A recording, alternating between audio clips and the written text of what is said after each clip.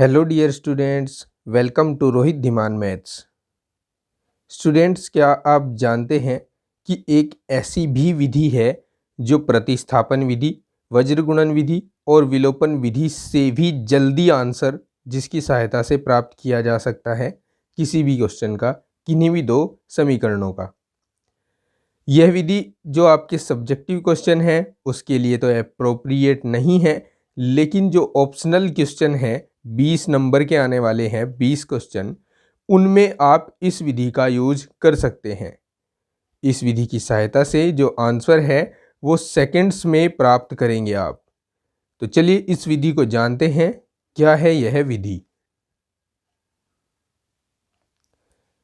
इस विधि का यूज हम क्लास 10th की NCERT के चैप्टर 3 दो चरों वाले रैखिक समीकरण युग्म और इसकी प्रश्नावली 3.3 के क्वेश्चन नंबर 1 के सेकंड पार्ट को लेकर कर रहे हैं। चलिए देखिए कैसे करेंगे।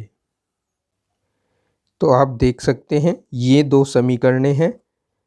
पहली समीकरण s minus T equals to 3 और दूसरी s/3 plus t/2 equals to 6। पहले मैं इस दूसरी समीकरण को इस पहले समीकरण जैसी बना देता हूँ, अर्थात इसके जो डिनोमिनेटर्स में जो हर में ये 3 और 2 आए हैं ये हटा देता हूँ। इसके लिए हमें 3 और 2 के एलसीएम अर्थात 6 से इस पूरी समीकरण में गुणा करनी होगी। तो 6 से अगर गुणा करा देते हैं हम, तो ये समीकरण अब कैसी बन जाएगी, s/3 into 6 plus t/2 into 6 equals to 6 into 6। पूरी समीकरण में 6 से मल्टीप्लाई करा दी, यहाँ 2 आ जाएगा, यहाँ 3, तो हमारे पास बचेंगे 2s plus 3t equals to 36। ठीक है, अब ये दूसरी समीकरण ऐसे बन जाएगी और पहली समीकरण थी हमारे पास s minus T equals to 3। ठीक है, अब ध्यान से देखना है, अब जो मेथड यूज करने वाला हूँ मैं, इस मेथड में हमेशा दूसरे चर का मान पहले प्राप्त होगा, अर्थात यहाँ t दूसरा चर है तो t का मान प्राप्त होगा।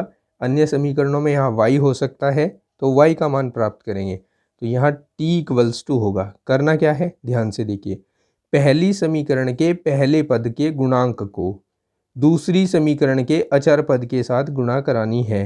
तो ये 2 गुणा 3 हो गया। ठीक है, माइनस दूसरी समीकरण के पहले पद के गुणांक को, जैसे यहाँ गुणांक कौन है, 1 है यहाँ पर, दूसरी पहली समीकरण के अचर पद के साथ, तो 1 गुणा 36। फिर से देख लीजिए, इस 2 की गुणा 3 के साथ, 1 की गुणा 36 के साथ, बीच में माइनस आना है, अपॉन फिर पहली समीकरण के पहले पद के गुणांक की गुणा दूसरी समीकरण के दूसरे पद के गुणांक के साथ, तो 2 गुणा, यहाँ है -1 तो -1 लिख देंगे, माइनस यहाँ है 1 गुणा 3 आ जाएगा, 1 गुणा 3, समझ गए। चलिए, यहाँ 2 दिया 6 हो गए और यहाँ 6 छंग 36, 36 ही कम 36 बटे -2 और -3, 36 और 6 हो गए 42, 42 बटे 3 और 2, -5 आ गया यहाँ पर, और यहाँ भी माइनस, अच्छा यहाँ जो है ना, यहाँ घटेंगे, 36 में से 6, यहाँ 30 बच जाएंगे माइनस के। ठीक है, माइनस के 30, अब माइनस से माइनस कैंसिल, 5 छंग 30, यानी t की वैल्यू आ गई है 6। तो देखा आपने कितनी जल्दी वैल्यू आई है t की, और ये इसको आने में थोड़ी सी देर लगी है क्योंकि ये कैलकुलेशन हमें यहाँ पर एक्स्ट्रा करनी पड़ गई। जो क्वेश्चन में आपको ऐसी समीकरणें दी होंगी डायरेक्ट जिस तरह की हमने यहाँ बनाई है, उसमें तो ये और भी जल्दी वर्क करेगा और 1 नंबर वाले क्वेश्चन को आप चुटकी बजाते ही हल करेंगे। देखिए, अब हमें s का वैल्यू भी चाहिए, तो s का वैल्यू फाइंड करने के लिए इस t की वैल्यू को इक्वेशन 3 में पुट कर देंगे, तो s माइनस 6 इक्वल्स टू 3 हो जाएगा। और अब यहाँ से यहाँ पक्षांतरण करेंगे तो 3 प्लस 6 हो जाएगा और s की वैल्यू हो जाएगी 9। ठीक है, दोनों वैल्यूज़ हमें मिल चुकी हैं। चलो एक और क्वेश्चन देखते हैं। अब ये एनसीईआरटी के प्रश्नावली 3.3 के फर्स्ट क्वेश्चन का फोर्थ पार्ट है। समीकरणें आप देख सकते हैं यहाँ पर मैंने लिख दी हैं। अब हो सकता है इन समीकरणों को हल करते समय ये डेसिमल पॉइंट आपको परेशान करे, क्योंकि मोस्टली बच्चे डेसिमल में थोड़े से झिझक करते हैं इसको करने में। तो सबसे पहले इस डेसिमल का इलाज बना देते हैं। चलो, यहाँ पर डेसिमल हम देख रहे हैं 1 डिजिट के बाद आया है, ठीक है, एक डिजिट के बाद यहाँ, एक डिजिट के बाद यहाँ, तो इसमें हम 10 से गुणा कर देते हैं।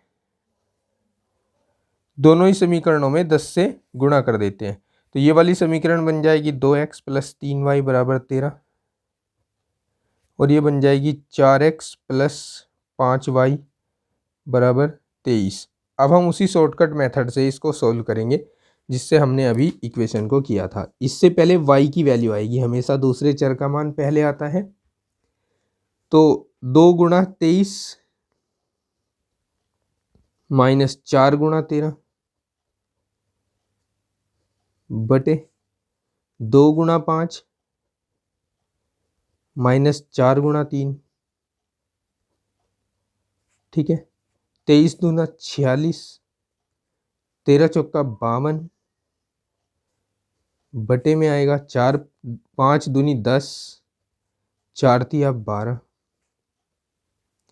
यहाँ कितने बचेंगे? -6, और यहाँ -2, 2 तिया 6 हो जाएंगे। देखिए y की वैल्यू मिल चुकी है 3। अब y की वैल्यू मिल चुकी है तो समीकरण 1 से x की वैल्यू भी फाइंड कर लेंगे। इसके लिए हम यहाँ y के स्थान पर रख देंगे इस 3 को।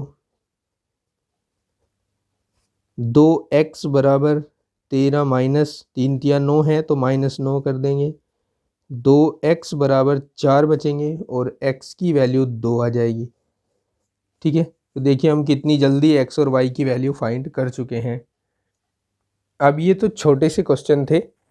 अब अगर ऐसा क्वेश्चन आ जाता है ऑप्शनल क्वेश्चन में, जैसा आप स्क्रीन पर देख रहे हैं, प्रश्नावली 3.3 का दूसरा क्वेश्चन, अगर बाई चांस ये क्वेश्चन ऑप्शनल में आ जाए, और आ भी सकता है क्योंकि अभी पता नहीं, पहले साल बोर्ड एग्ज़ाम ऑप्शनल क्वेश्चन दे रहा है, तो ऐसे ही क्वेश्चंस को ऑप्शनल बना कर देगा आपको।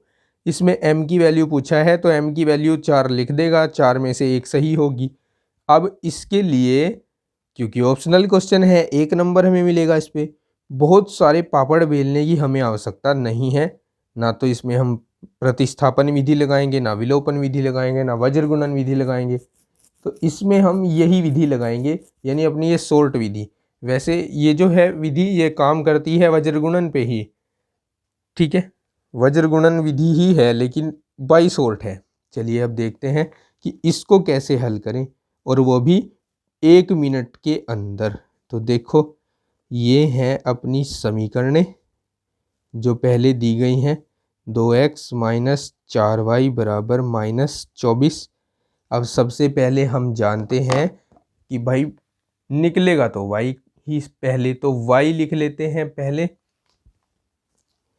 y = 2 × -24, 2 × -24 माइनस 2 × 11, 2 × 11, और बटे में आएगा 2 × -4, 2 × -4, फिर बीच में माइनस 2 × 3, ठीक है। यहाँ 24 दूनी 48 हो गए, 11 दूनी 22 हो गए, बटे 4 दूनी 8 हो गए, और 3 दूनी 6 हो गए।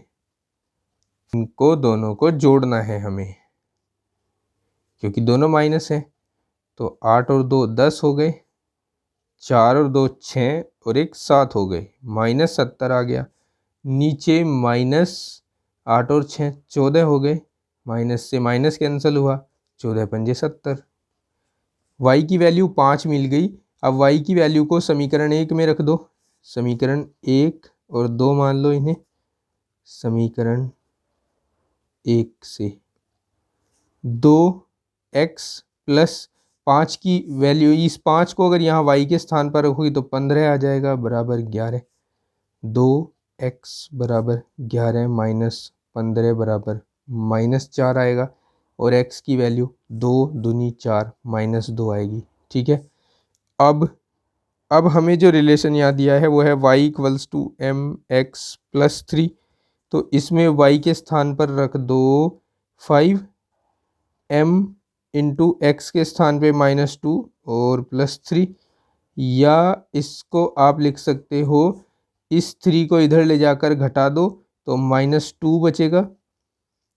ठीक है, +2 बचेगा और अपॉन इस -2 को भाग करा दो तो -2, ये m की वैल्यू आ जाएगी। समझ रहे हो ये क्या किया है, इसको इधर लाए और घटा दिया तो 2 बच गया, और ये गुणा में है m के साथ, इसको दूसरी ओर ले जाओगे तो भाग होगा, और यहाँ 2 से 2 कटेगा तो -1 वैल्यू आएगा, m की वैल्यू -1। देखा आपने कितनी जल्दी यहाँ पर हम m की वैल्यू को लेकर आए हैं। तो इस तरीके से आप कितने भी बड़े बड़े क्वेश्चंस हैं उनको सेकंड्स में हल कर सकते हैं। उम्मीद है आपको ये विधि पसंद आई होगी। ये वीडियो अच्छा लगा है तो वीडियो को लाइक और शेयर कीजिए। चैनल पर नए हैं तो चैनल को सब्सक्राइब कीजिए। यहाँ आपको क्लास 10th का जो मैथ्स है वो बिल्कुल अपग्रेड तरीके से पढ़ाया जाएगा। मैं कहता हूँ दोस्तों कि ऐसा आपको पढ़ाऊँगा कि भूल कर दिखाना कैसे भूलोगे। चलिए मिलते हैं आपको नेक्स्ट वीडियो में, तब तक के लिए अपना ख्याल रखिए, स्वस्थ रहिए, मस्त रहिए, व्यस्त रहिए। Take care, bye bye, have a nice day.